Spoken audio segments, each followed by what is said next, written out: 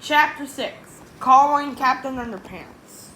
Meanwhile, across the town, the Pequot Juvenile Detention Center, George and Harold were getting ready for bed. You know, said George, I don't really mind being stuck in here in jail. Yeah, said Harold. It's not much different from our old school, except that they have library books here. And the music teacher, said George. And the art teacher, said Harold. As the two boys discussed the similarities between elementary school forcing convince in the harsh, authoritarian panel intimidate, they heard the sound of booming footsteps getting louder and louder. Soon the entire building began to shake violently with each thundering strike. George and Harold dashed through to their windows and saw Tippy's terrifying robo-suit stomping toward them, freezing anyone and everything that stood in its way. Oh no! Screamed Harold. We're doomed! Tippy stopped at the main entrance to the center and demanded to speak with whoever was in charge. After a few minutes, the center's ability director, Hector Schentner, showed up nervously at the door. Said Director Schmetter.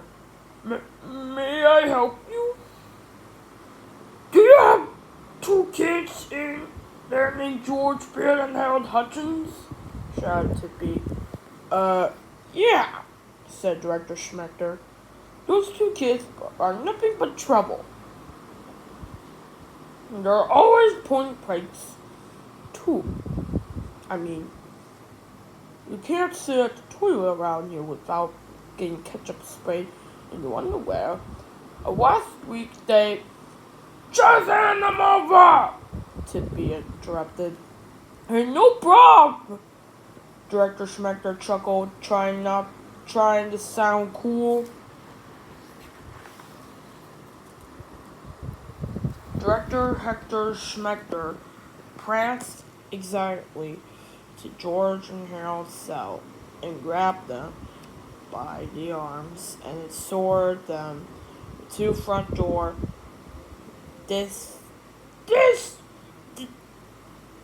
will teach you putting hair removal in my shampoo, said Director Schmecker. Hector tossed the boys outside and locked the door. George and Harold stood trembling before Tippy's massive robo-suit as the crazy inventor chuckled menacingly. Hello, George and Harold, crowed Tippy. Remember me?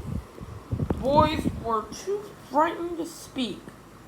Hey, Tippy, said Mr. Crump. You don't need me anymore, do you? I mean, I told you. Where can you find the brats? Right? You can leave me go now, right?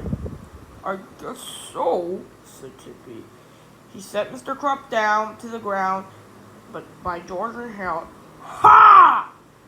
Mr. Crump laughed. I never thought I'd happen to see you kids again.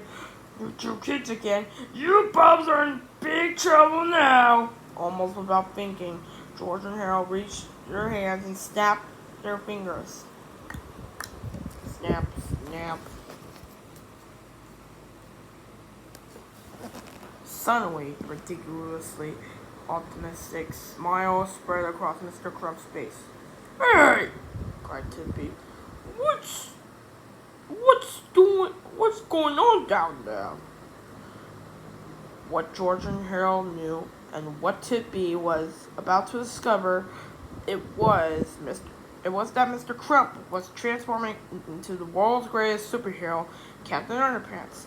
Quickly, he wiggled up out of his purple prison jumpsuit, flipped his shoes away, and peeled off his sweaty toupee.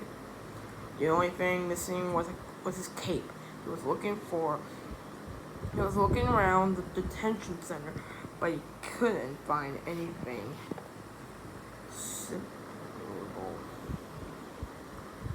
I need to be I can't be a superhero without a cape, said Captain Underpants.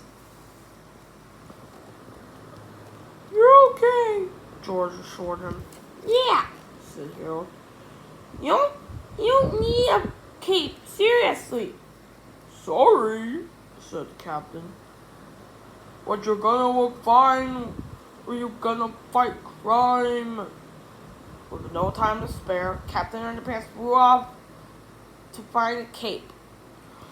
That guy was Captain Underpants, cried Tippy.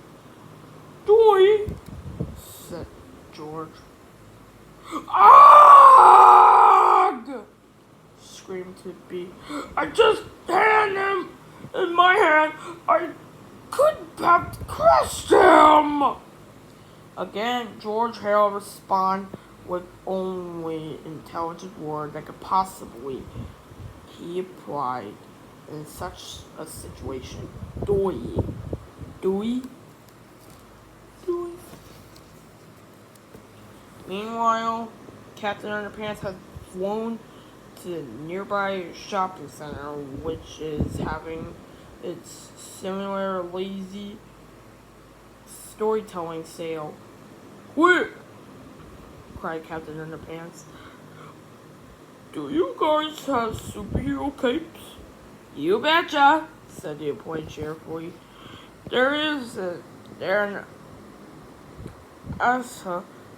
line between the diaries and the wizard hats.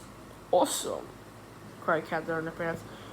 In no time at all, our hero found the cape, tied it around his neck, and flew off into the night to face his mortal enemy.